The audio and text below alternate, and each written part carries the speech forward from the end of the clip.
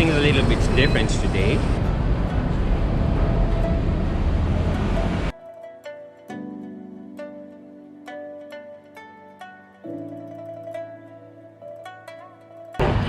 Hey everybody, welcome back. This is Brian of Bangkok Musings.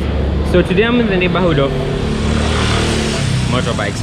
I'm in the neighborhood of Chinatown. I've come to meet with Gary.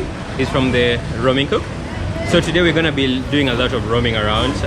He's gonna take me around places to eat, show me which are his favorite meals, and I don't know. So in a bit I'm gonna introduce you to Gary. Then he's already like trying to photobomb me. So sorry, do it again. I forgot you were doing it. Go on, do it again. Sorry. It's okay. You'll have to buy me a beer for that. All right, no worries. All right. Anyways, join us as we take you around Chinatown. This is my first tour here. I've only done like the bike tours through Chinatown. I've never really sat down to have any meal whatsoever. So big up. Thanks, Gary. My pleasure. Join us for the tour. I hope you're gonna love this. So stay tuned. It's gonna be wonderful. I never stop eating. He's so fat. Okay, so what we'll get? We'll get kali mo. This is kali mo. Tele. What? Oh no.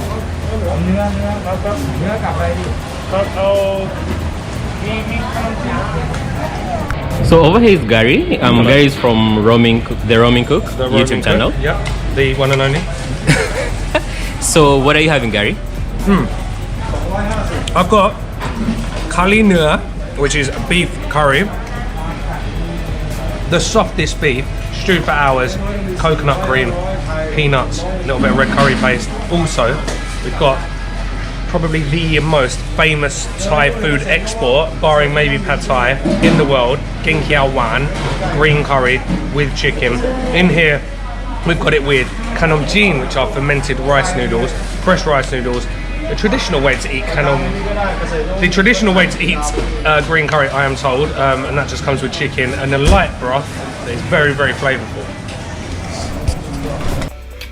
The two dishes cost us 80 baht, 40 baht each, but we didn't want to eat too much because we have other places to go sample, so let's head out. So are you taking me, Gary? I am taking you for what could be my favourite fried noodle dish in the whole of Thailand. I can't tell you what it is, you're going to have to wait. Otherwise I've ruined the tour. Okay, I'm already waiting, but as much as we've just had the first meal over there, I didn't eat too much, as much as I love eating. Gary had promised me like we're gonna really enjoy eating different kinds of meals, so I'm gonna hold him to that. Look, I fully backed myself. All right.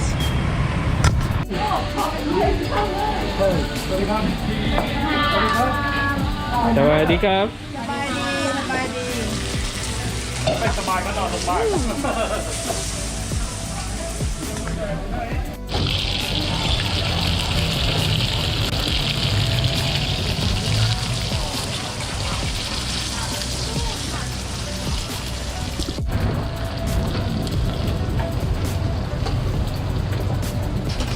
Cooking the chicken, which is only ever leg, like thigh or drum, yeah? So it obviously keeps it moist, but they're cooking it in pork fat and lard. So that's what gives it its flavour, its unique flavour, and the fact it's cooking over these really high coals. Yeah. In with the senyai, which are wide rice noodles. That's soy, right? Yeah, soy sauce. It's very simple.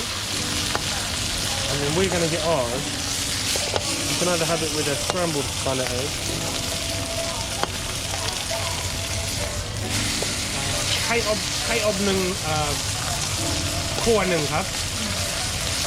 Yes, we're going to have one scrambled and one like steamed egg on top. So I want you to try the difference. It goes like a kind of pancake, like a noodle pancake. Do you know I'm already salivating? As in, I can't wait to have this.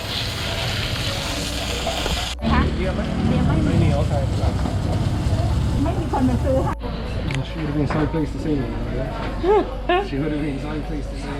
Do you know there's a time I would never eat such an egg? Really? Yep. But ever since I came to Thailand, I'm like, oh, bring it over. All right, so Brian. All right, Brian. Second stop, okay? I'll tell you why I love these noodles so much, right? Because they're so simple. The funny thing, it's always been a bit weird to me that they don't sell these in foreign countries, like in England, Europe, right? Everyone, like in a Thai restaurant, you'll get pad see ew and you'll get pad Thai, right? Both of which you have to source the ingredients for, right? But this is wide rice noodles, which you can get, pork fat, which is lard, which we use, so you can get easily, chicken thighs and soy sauce, right? It sounds really, really bland, but it's really, really easy to put together. The thing that makes it so special is the fact that they're cooking that over those red hot coals, so you're getting that smoky sort of goodness in with that pork fat. Always use chicken thighs. It keeps juicy, it doesn't dry out when they're frying it. For some reason it's always served on a bed of lettuce. I don't know why, but no one's ever been able to tell me. Alright, let's dig in. So I'm going to have the runny egg first. Just crack the egg first. Oh! We already did. But for effect.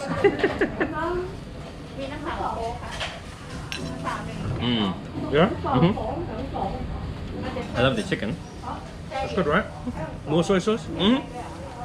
Right, so they are quite good or plain, so you do have to kind of pimp them up to your own taste. So we put chili vinegar, we put some chili flakes, some pit bon, which I almost killed Brian with, and then we've put a little bit of soy sauce on, and this for me is absolutely perfect.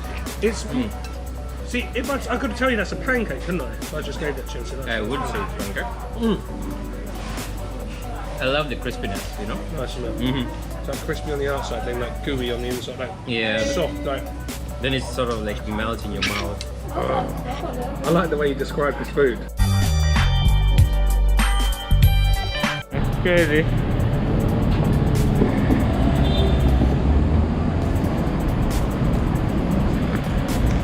Bad if I'm honest. So usually this would all be lit up.